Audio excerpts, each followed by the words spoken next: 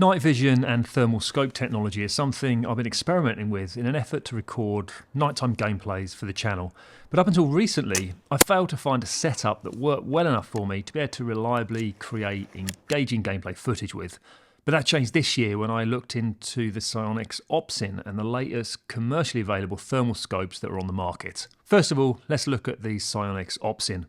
It's a head-mounted monocle that has received a fair few unfavourable reviews by the American gun tubers on YouTube. Now look, let's get this out of the way. The vision in the very darkest conditions is not going to be as good as the very latest Gen 3 devices. It's just not. But honestly, it is pretty damn close, and in most circumstances I've been using it in, it has been better than my analog Gen 2 Plus white phosphorus device. It's also got a lot of advantages over my Gen 2 analog. Firstly, most importantly for me, it reliably records. I turn it on, press the record button, and off it goes until I tell it to stop. The files are recorded onto an SD card, and I can then drop them into my editing software. The only annoying thing about the footage recorded is that it's not quite as good as a quality as what I'm seeing through the device itself. The device is light. It does need an external proprietary battery pack which comes with it, and it works as a counterweight on the back of the head. Now, a lot of the criticism I've seen of this device is that the battery life only lasts for something like 6 to 8 hours. With analog devices, they generally take C123 batteries like this on my Gen 2 Plus, and you can quickly swap those out in the field. My only criticism of the battery pack is the wires. They should have used right-angled connectors.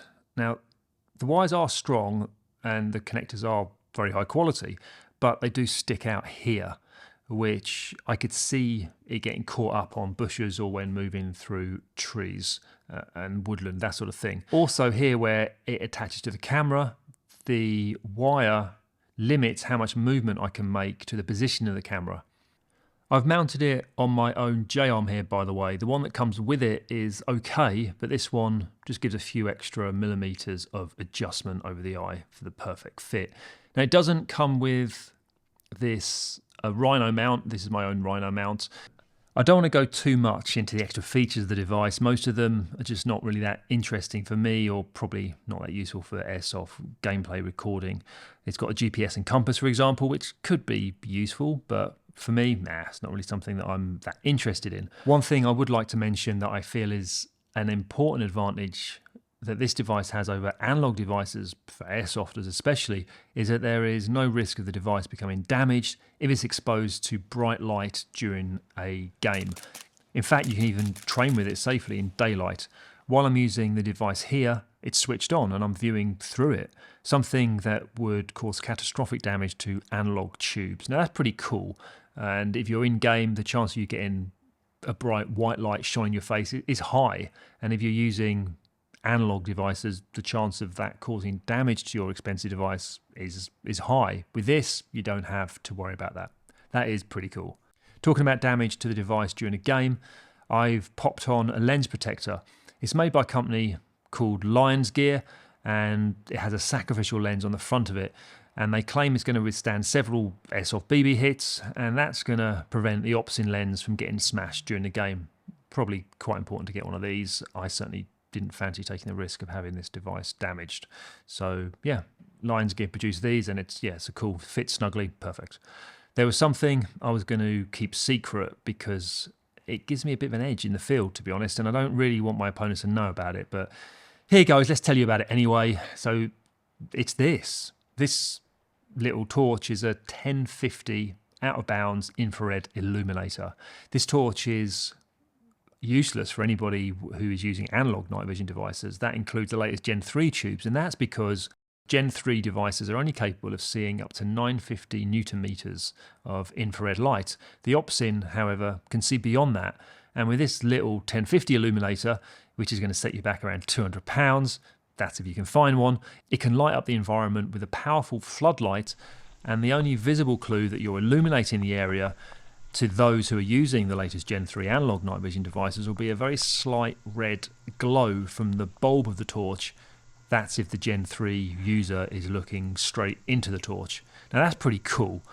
The only issue you're going to have with this illuminator is getting the 1050 illuminator out of the US where it's made.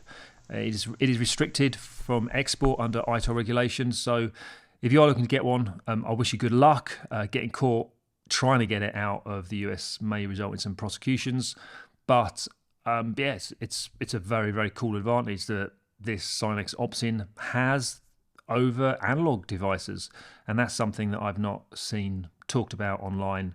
Now, it may not be worth, if you have Gen 3 devices, switching over to this, but it's certainly something that is worth considering, especially if you play a stealth game like myself, and remaining undetected moving through dark forests at night could be an advantage that you will not get with analog devices.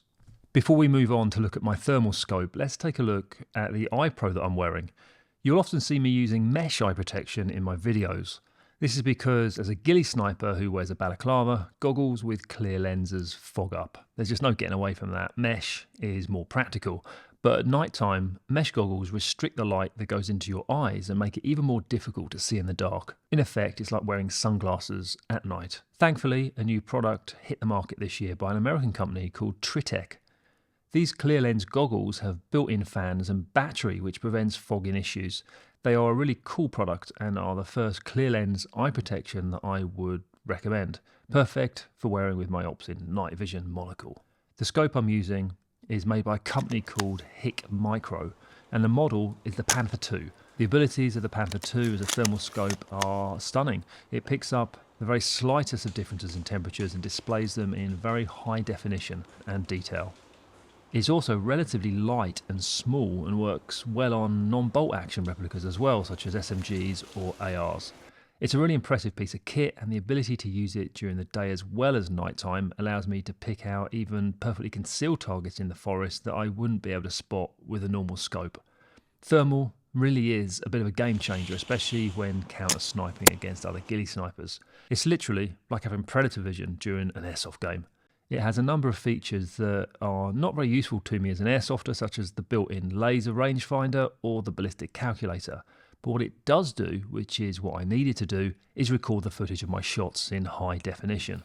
I turn it on, press the record button, and I can see that it's recording, and it is reliably saving all the footage on its internal storage for as long as I'm running the scope for.